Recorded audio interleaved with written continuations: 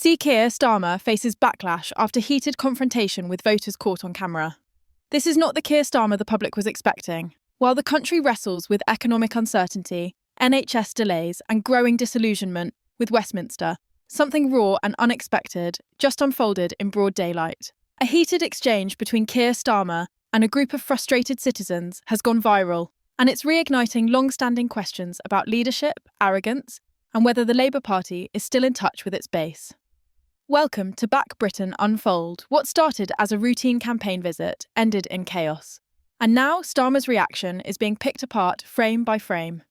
It happened earlier today in the heart of a struggling Midlands town. Starmer, flanked by Labour aides and local officials, arrived at a small shopping centre to speak with constituents. On paper, it was supposed to be a controlled, feel-good PR stop. Handshakes, quick chats, and some smiling photos for social media. But then it didn't go that way. A small group of local residents, mostly older working-class voters, approached him with questions. Real questions.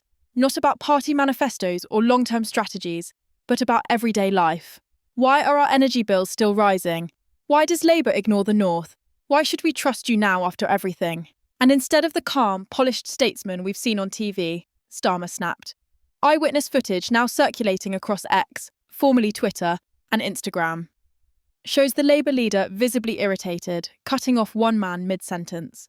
At one point, Starmer can be heard saying, "You don't understand how policy works, shouting doesn't help." The crowd didn't take that well. Boos followed, some jeered. One woman shot back, "We do understand, we just don't believe you anymore." That one sentence echoed through the feed like a thunderclap. Almost instantly, hashtags like #Starmer snaps and #Labour disconnect began trending. And it wasn't just political opponents who weighed in. Even some left-leaning commentators expressed concern. A Guardian columnist tweeted, "Whatever pressure Starmer's under, this is not the look. You don't win voters back by belittling them."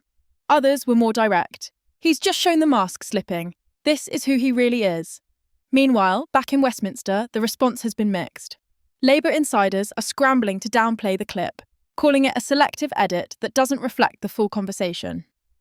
One party staffer told the BBC, "Keir's human. He's been working non-stop and dealing with endless attacks, but he listens, that's his record." But not everyone's buying that. A local Labour councillor who asked to remain anonymous said quietly, "This isn't about one clip. It's about the growing feeling that our leadership's tone has changed. There's less listening, more lecturing." And here's where things get serious. A Snap poll conducted this afternoon shows a noticeable dip in Starmer's personal favourability rating among undecided voters. And it's not about ideology. It's about tone. It's about trust. The people in that video didn't care about party lines. They cared about being heard. And when they weren't, it showed.